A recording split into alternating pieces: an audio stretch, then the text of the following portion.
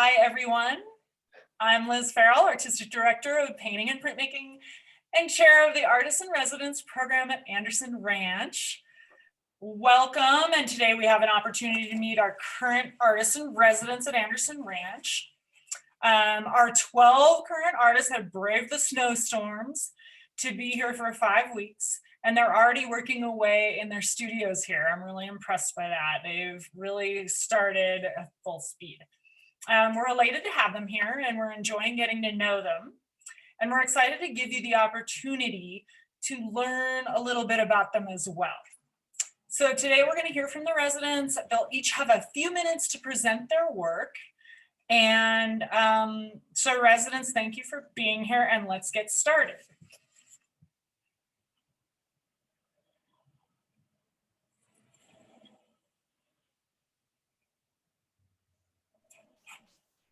Hi everyone, my name is Laurie Gibbs, and I'm so grateful to be here at the ranch and to participate in this residency program. It's really a dream come true, these 5 weeks already. We'll go next. I'm a printmaker, and my training is very professional, but about 15 years ago, I started incorporating new technology into my working process. Actually, I was working on an old letterpress restoration project, and that's what caused it. And it just kind of exploded and took off from there. I started incorporating the CNC router, doing a lot of work in the wood shop as well, and also laser cutters. They enabled me to bring a new visual language and scale to my work. Next, please. So these are some of the prints that I made after I had some headway with those tools and understood how they worked. These are very large prints. They are about the Texas landscape, which is where I live. They're about the topography there and about the native flora and fauna. And I wanted the scale of my prints to be large in this way because my experience of the landscape is often these big, wide, vast open spaces that I wanted to communicate with other people. Next, please. Working in a community of creative individuals is also very important to me, and it's part of what drives my working process. So I love working with students and teaching people how to print and how to realize their vision in this complicated medium. It's really stretched me and made me a better artist, I think, and pushed me outside my comfort zone in all kinds of ways. So this is me working with a student at a press, teaching them how to print relief and handle paper. And the prints that I make solo often look like this. This one is a multi-block traditional woodcut. And I love the precision of the process combined with the perhaps imperfections and irregularities and things that I can't control that happen when I carve it by hand and print it by hand. And the theme of this work is also about changing landscape. And this one is based on information that was released from the National Oceanic Administration, or NOAA. Next, please. And once again, going back to that creative community that's so important to me, the other thing that drives my work, besides these new processes and working in creative spaces, is also realizing prints for artists who don't always work in printmaking. It's one of my great joys to help them realize what the medium can do. And I love applying new technology to traditional prints that they might wish to make. And so this is me once again working with a student assistant at a press, making a print for the renowned artist Allison Czar. And we were translating cotton bolls that she had drawn by hand into laser cut blocks that were printed relief for the background layer of the print. So while I'm at the ranch, I'll be doing primarily relief printmaking and also working in the fab lab and a little bit in the wood shop.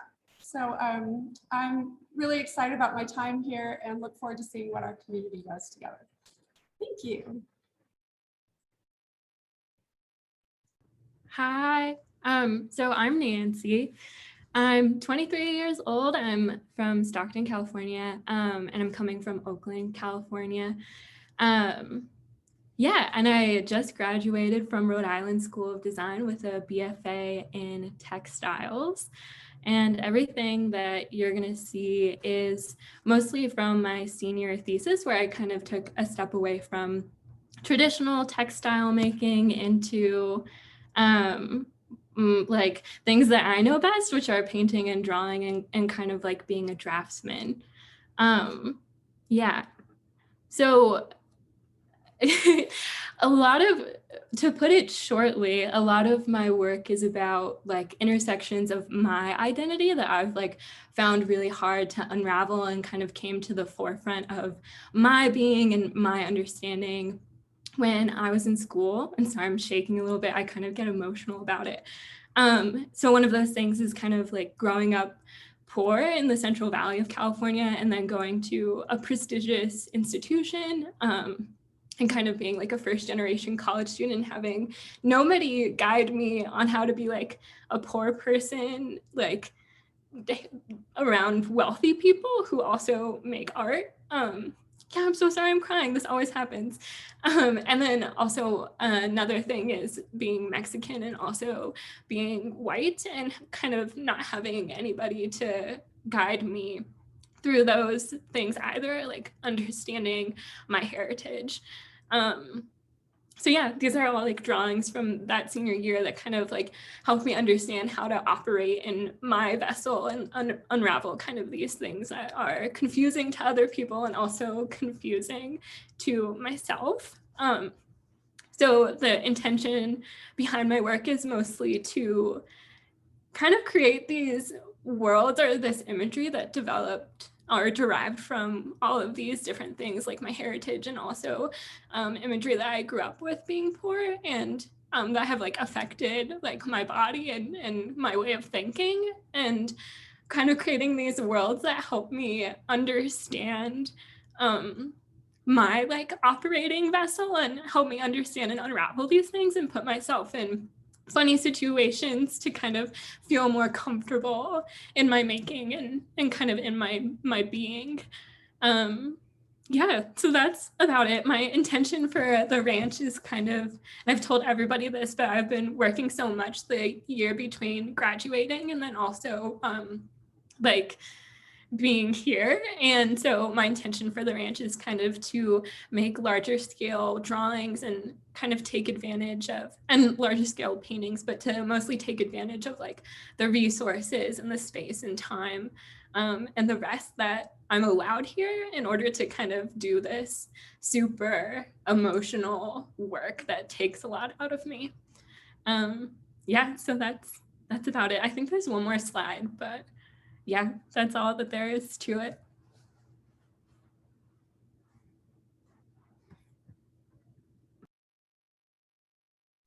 Sorry, that wasn't very smooth. Hey folks, this is Jake Zeman. I'm a Los Angeles-based artist. I was born and raised in the Midwest, and I'm a ceramics resident here at the ranch. So my sculptural work conjoins bodily ceramic forms with everyday utilitarian, industrial, or found materials. I pair these disparate components as a way to conflate themes of strength and vulnerability, as well as the abstract and the figurative. There's a nod to surrealism in my sculptures, which tends to provide them with an otherworldly yet recognizable quality. Paradox, both material or psychologically charged, is a driving force in my studio practice. Clay in particular embodies this paradox quite well, as it has this air of fragility, however, is actually quite strong once fired. This piece is called, oh, sorry, we'll skip, no, go back. We can skip the titles. Personal sentiments surrounding themes such as intimacy, codependency, desire, or even togetherness inform each piece. These themes are evoked through symbolic formal gestures and unexpected material combinations. The connections between the ceramic forms and their paired supports or objects often metaphorically allude to a sense of longing for permanence or structure. There's often a sense of buoyancy embedded within the work that is in turn counterbalanced by formal weight, frailty, or even exhaustion that tends to anthropomorphize them in some way. We can go to the next slide.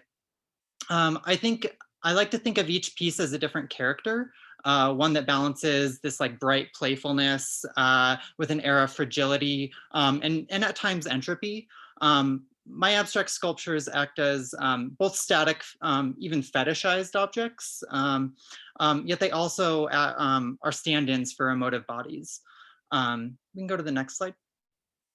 The subtle dualities that are present that I pair between the found and the handmade components within the work, they often offer an entry point with empathy to the work for the abstract forms. And that sense of empathy really is a mirror of the psychological self, particularly specifically regarding my own identity as a gay male and sentiments that I associate with gender or assimilation.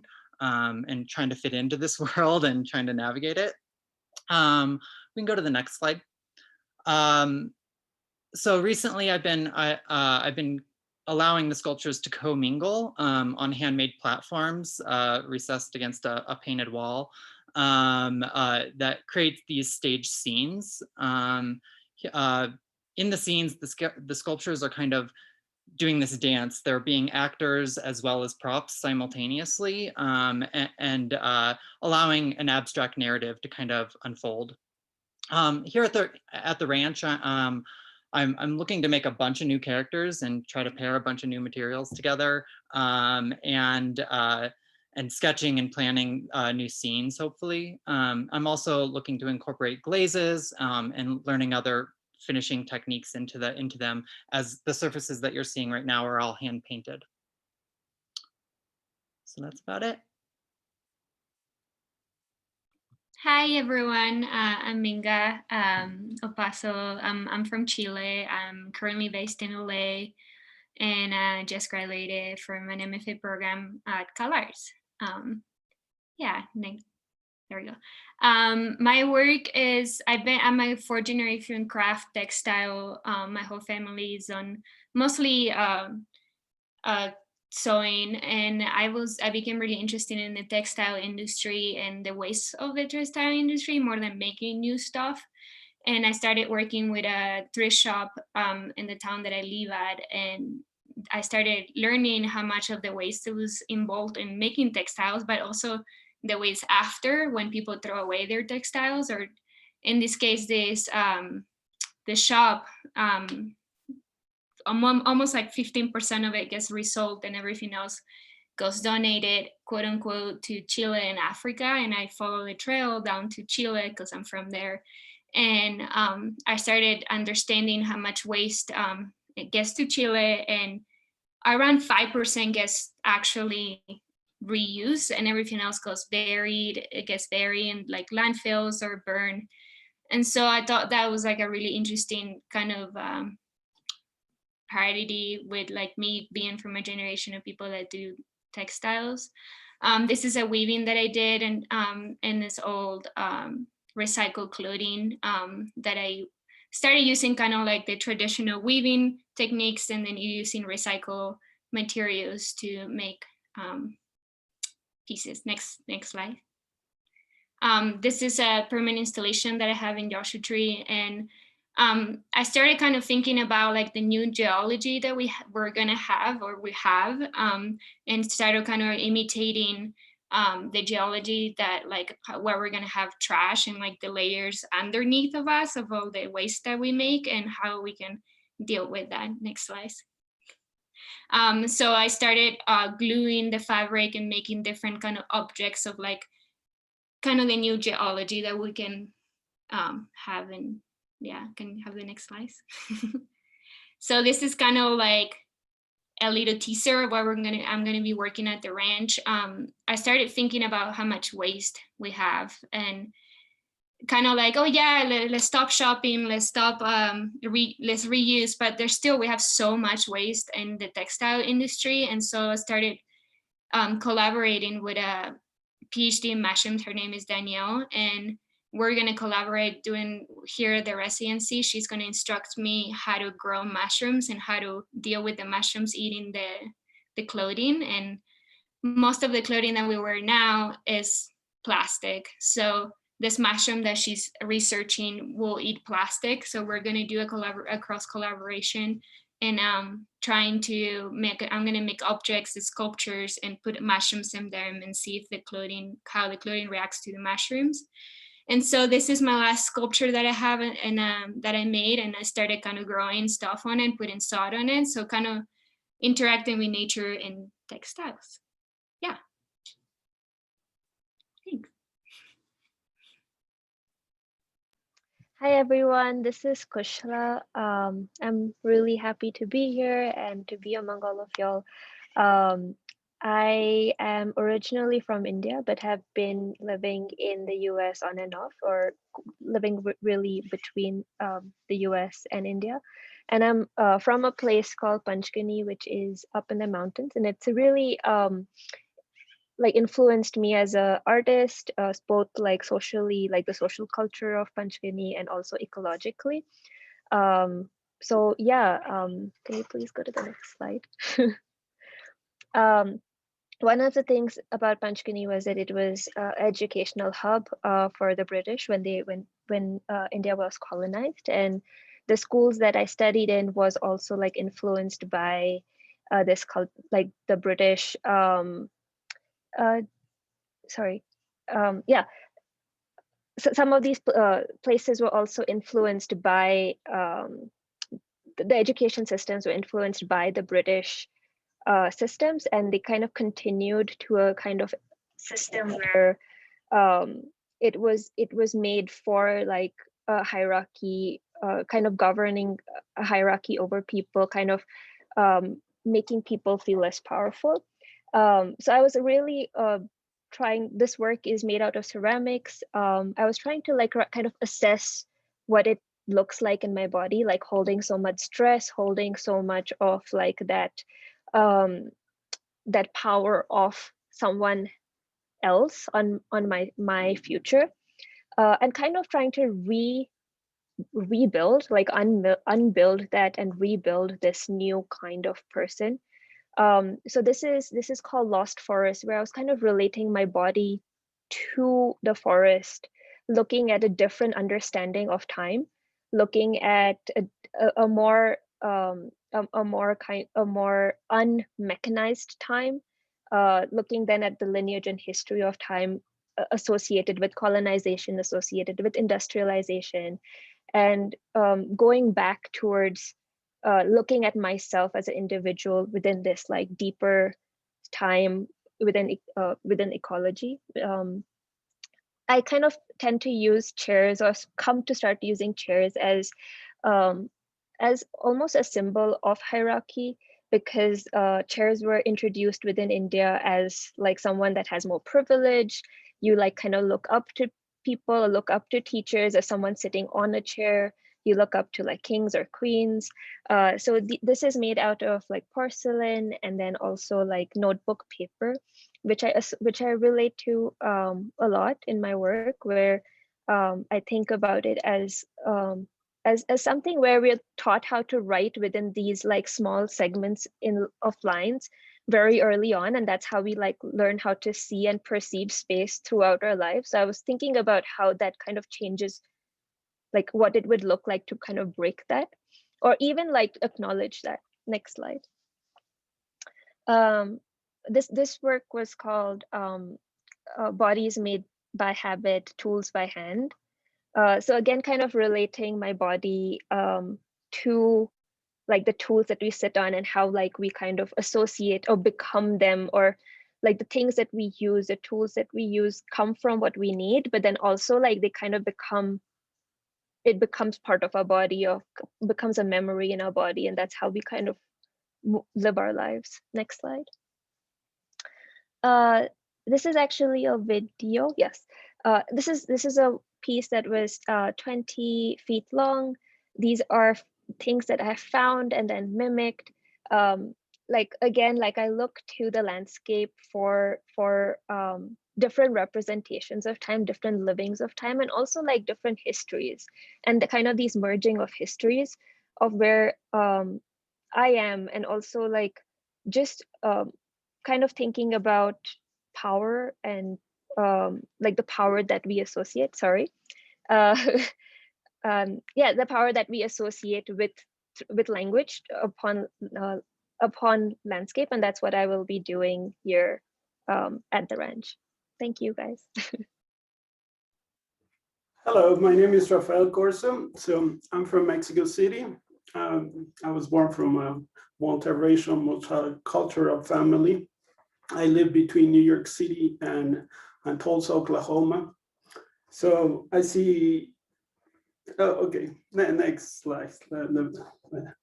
So I see art as a form of energy, and I had three basic theses. One is creative consciousness, the art of allowance, intuitive alignment, and the last one is dimensions of creation. That piece is called Tix Ixcaja, which means sparkle in Mayan.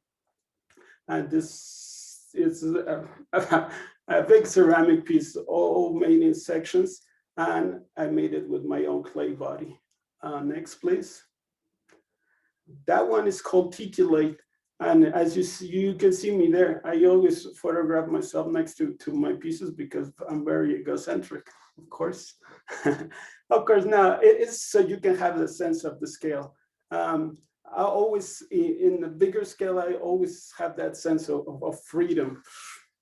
Yeah, and of course, it's a greater technical complexity to work larger. So that is Titulate. I did it at Alfred University when I was doing my MFA. Next, please.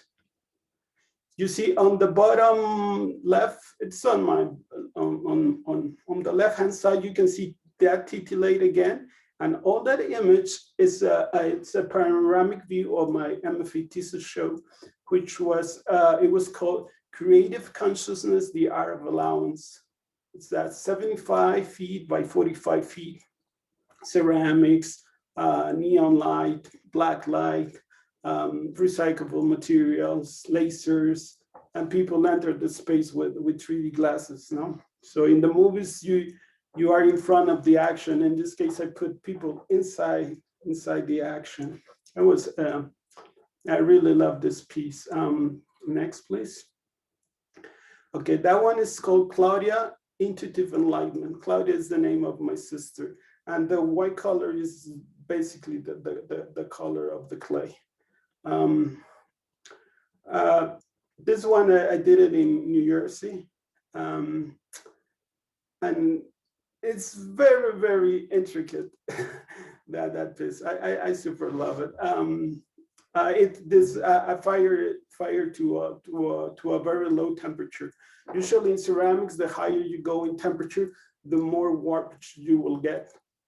So since I'm doing things in section, I have to fire in a way that once all the pieces are fired, they can still fit together. Otherwise, I will have much more work grinding and making the pieces fit together. Okay, next. And that one is called Beautiful Cosmic Soul, Star Seeds, and the Dual Dreams That Follow Freedom. What you see there is a ceramic piece, but it also in the inside, this one has some metal. And it has more than 2,000 fluorescent pebbles. So that piece gets charged with the sunlight and it glows in the dark. From the pieces that I showed you, this is the only one that has metal inside. Let me see. And of course, you can see me there, so you can have a sense of the scale. So again, for me, art is a form of energy to talk to humanity, to talk about the adventure of creation, the adventure of conscious creation. Here at the ranch, I'm doing small prototypes that I will later make them much more larger. You know? So for example, I just started with a piece that is gonna move, it's gonna rock. And I have during the pandemic, I make a lot of digital work. Next, thank you. Hey everyone, my name's Nathan White. I'm coming from Minneapolis, Minnesota, and I'm in the wood shop. Yeah, we can move to the next slide. So a lot of my work, I originally started just as a more utilitarian woodworker. I started with boat building and then did timber framing and some furniture making. And I had gotten a grant from the Minnesota State Arts Board. My first grant with them was to study traditional and historic Scandinavian bowls and vessels. And these are a few takes on those.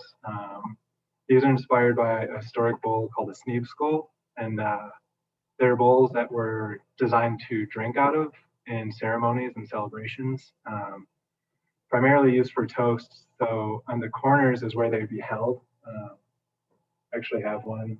And so you would hold it like this, make your toast, take a sip, and then rotate it and pass it to the next person.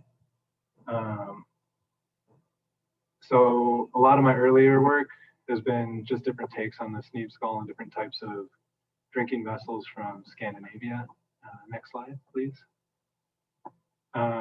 These are just some more recent works of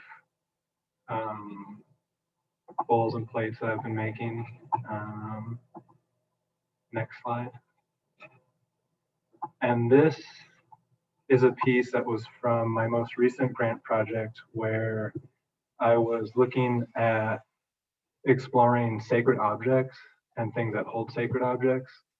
So I wanted to kind of move with that first grant project of the bowl as this vessel for or as this tool for tradition and ceremony and stuff. And in this grant project, using the bowl as a holder for sacred objects. And so I made bowls that would function as that, and then made little reliquaries and shrines to hold those bowls. Next slide. This is just another table from my past work of just making furniture and exploring just different shapes. And again, you can kind of see where like the bowl kind of influenced that. Next slide. This is another piece from that grant project exploring sacred objects,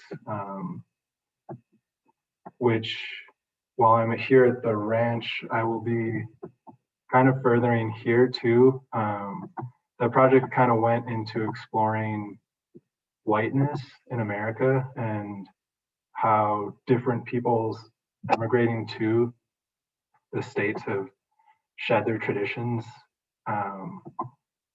chasing whiteness and kind of turning their backs on traditions and cultures that have really nourished them in spaces in place for kind of this vapid pursuit of money and objects and stuff.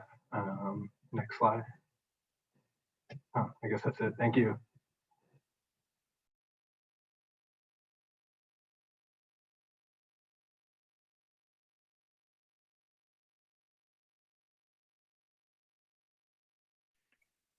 Brian, are you on? Can you hear me? Now I can. There you But go. you can't see me. Oh, you're okay. I can see you. I just couldn't hear you. Go ahead. Oh, okay. Okay, so I can't see me, but you can see me. Hi, everybody. I'm Brian Ratner. I'm super happy to be here. It's been really nice seeing your work so far. It's super impressive. I'm blown away, and I can't wait to see the rest of it and some of it in person. So you control the images, I gather.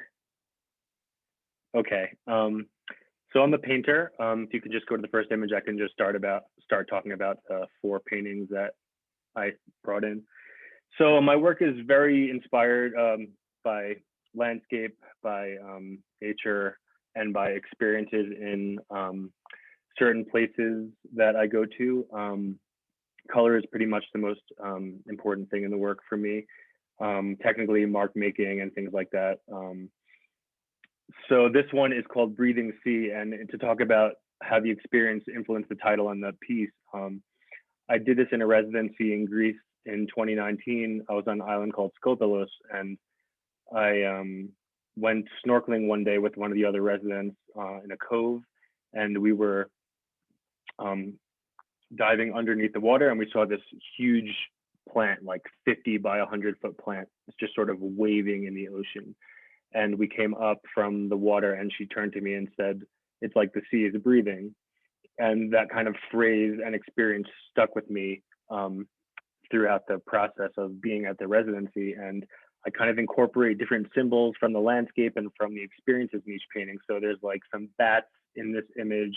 There seem to be recurring symbols that happen, flowers. I think there's some figs in these because in Greece there were a lot of figs. So this one is done on raw muslin, and I paint with the image on the floor first, usually pretty large scale, and I kind of drip paint and color onto it, and then I work from it on all sides and sort of flip it around while I'm painting, only really deciding how it's going to be placed when it's finished for the most part. You can go to the next one, I guess.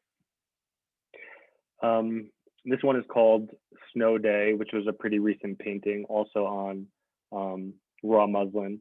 Sometimes I dye the muslin or the material that I use before I paint it, just to sort of create a vibration of color, to sort of react to colors. Sometimes I try to find a sheet or something colorful to react to, because every color you put down is very much based on the color that's behind it. So this one is called Snow Day because I did it in New York on our first snow day, which seems pretty minor compared to what we've been seeing here. But I was locked in the studio, and the colors always play a big role in trying to connect you with the feeling of what I'm going through, or the landscape, or things like that. This one is called Dusk, and these are two very recent works. This one is on linen.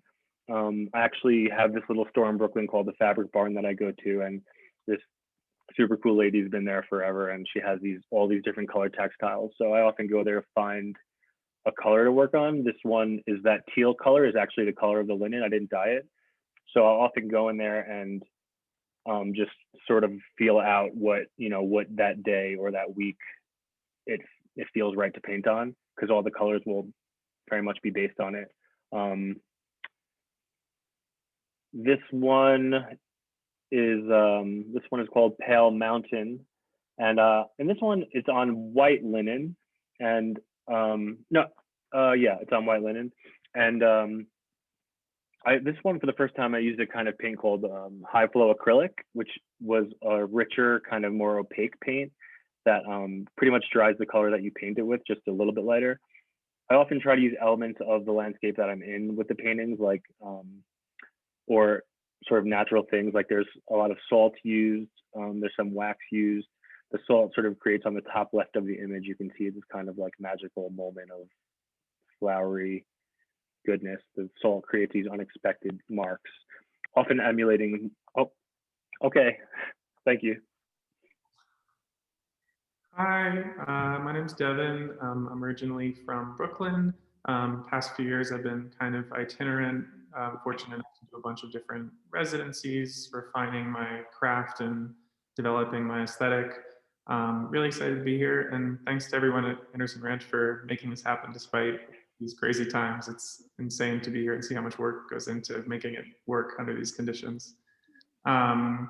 So yeah, these are images of prototypes that I've been developing over the past year. My background's in traditional furniture making and craft, handmade chairs and case pieces and the like.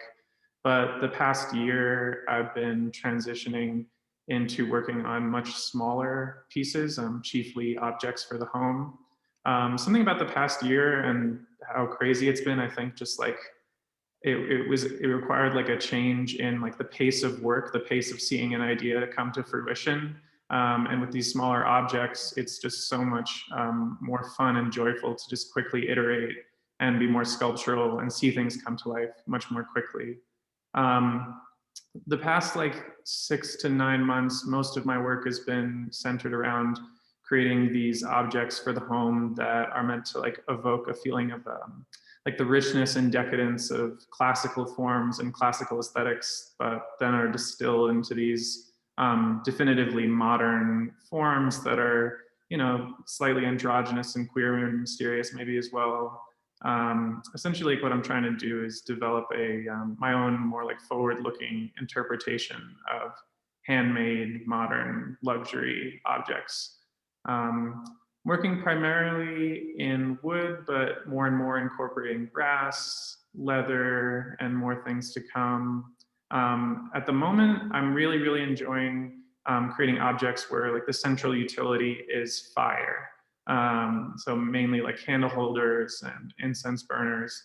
There's just been something very fun and a little mysterious about that. It like evokes some feelings of the occult, I think, as well. And yeah, my plan over the next 5 weeks at Anderson Ranch is to continue to evolve the more products that are of that same ilk, and yeah, create some more fun things that burn, create light.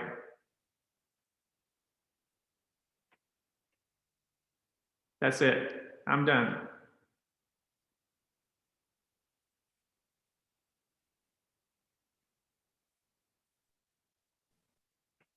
Hey everyone, my name is Meg Roussos. I am originally from Ohio, but I'm now based in the Seattle area and coming from Bainbridge Island.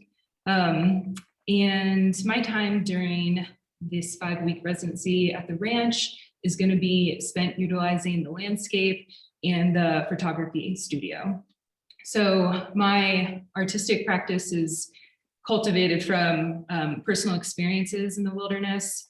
I have a background, I've hiked thousands of miles. I've hiked the Pacific Crest Trail and the Continental Divide and the Appalachian Trail. And I work across different disciplines to just allow my ideas to take form in traditional imagery or photographic artist books or documentation of land art or videos. But the series that I'm working on along here is called Pseudo Night. And these are the slides that I'm sharing with you. This series utilizes photography to explore the representation and sublimation of walking through a landscape. And this series meditates on the physicality of walking and the interpretation of my surroundings and kind of how those two ideas correlate. And it's an immersive experience and want to portray traveling through space and time. And I photograph these images during the day to represent nightscapes. And this process is influenced from old Western films that I watched growing up with my grandfather. And they would film during the day night scenes. And I use this technique to create something that's not natural. And I'm conceptually drawn to the idea of what's more real, an observational photograph of a trail at night or a constructed one. And these scenes are a reflection of a like suspended moment in time that happens on my long walks. And when you're on a trail and you're walking for hours and hours, you get into a rhythm, and a rhythm, that's the trail. And so in these images of carvings of roads and single track trails, it shows human presence, but there's a presence through an absence. There's no figure in the images. And it kind of invites you and also cautions you to the edge of the woods. And so my time at the ranch, I'm going to be exploring the surrounding areas and making prints, and also working on a sequence for a book and a few other things. So I just want to say thank you to everyone at the ranch. I'm very excited to see what everyone makes. Please don't hesitate to come by and introduce yourself. I'd love to have a conversation with everyone. So thank you. Hi, I'm Caro. I'm from West Virginia, and I'm in the ceramics studio. I work with a lot of different materials, but clay is forever my favorite. A lot of what I do sort of examines material culture, especially material culture as it relates to kind of objects that we view as decorative, sentimental, nostalgic, or feminine. And kind of my complicated relationship with those terms. The swan is a pretty good example of that. I always tracked kind of decorative images like cherubs and swans and pink shells, these kind of ubiquitous decorative symbols. I saw a lot of greeting swans on porches and yards when I was growing up, and kind of tracing that decorative symbol back to the tale of Zeus and Leda, to kind of its resurgence in neoclassical painting. And then you start to see a lot of it in the kind of post-war knickknacks too. This piece was at the beginning of a show of mine, where the swan was, and it kind of, the neck was kind of denaturing and it was morphing a little bit. As I said, I work in some other materials and do some installations as well. This was part of the same show with the swan, and I was really looking at, I grew up kind of in a post-industrial landscape in a rural kind of post-coal mining town in West Virginia. So I do look a lot at kind of the architectural cues of four squares and kind of, yeah, post-industrial landscapes in general. In my house, it was a big thing. There were always like peaches and tomatoes being ripened in window sills that were like just left alone to rot. And as I was looking at a lot of kind of boring still life paintings, I came across some research that said a lot of 17th century paintings looked at fruit as men's souls waiting to be corrupted by the devil. So a lot of these sort of still lives reference those little tidbits of decorative history and also personal narrative. Next slide. This is another piece kind of talking about the architecture of four squares. And this one's called After the Fire is Gone, which is actually a snippet from a Loretta Lynn and Conway Twitty song. But it is about that moment, if anybody's kind of from a small industrial community that's kind of teetering out, being kind of the last generation to live in a place. It's that weird moment of being a part of something that's ending, but you never quite know when it's going to end. And so that kind of static moment, I think, informs a lot of my work. Next slide. This is a piece that I made a lot of composite vessels for a while. This one was also pretty recent. This is a installation called Sometimes It's a Bitter Taste. And I think objecthood and femininity and sentimentality and those kind of the strange relationships between those things, and sometimes I think kind of bad relationships between those things. So this piece is actually, it's a lamp. It's like lit up and obviously has a lot of decorative symbolism, biblical symbolism, and kind of a strange outreaching. It's actually a combination between a sculpture that I was looking at in like an old family graveyard, a lampshade in my grandmother's house, and all of these kind of illustrations that I was familiar with. The peaches, as you can see from like the candles and like the fuzz on the peaches, like pillow stuffing is kind of my like second material besides ceramics. And yeah, this is just a snippet from that installation. You can go ahead and go to the last slide. And this is just, I am a big fan of detail shots and didn't get to include very many of them. So this is just, yeah, a little close up of some of the things I do. I was really proud of the dust doily underneath the base. I actually just painted glue and then glued dust onto it. It's like my favorite detail that nobody noticed, so I like to draw attention to it. But yeah, I'm so excited to be here, and everyone's work is so lovely, and I'm just, yeah, just grateful and excited to keep working. So that's me. I'm good.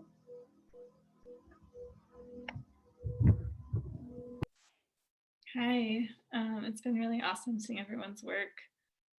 I feel really lucky to be here with everybody, so thank you. My name is Lena. I'm from Phoenix, Arizona. My background is fiber art, but I consider myself pretty mixed media, and I'm in the sculpture area. Next slide, thanks. So this is a sort of a panorama shot from my thesis show from 2019. And this show was really a jumping off point for me in terms of my work.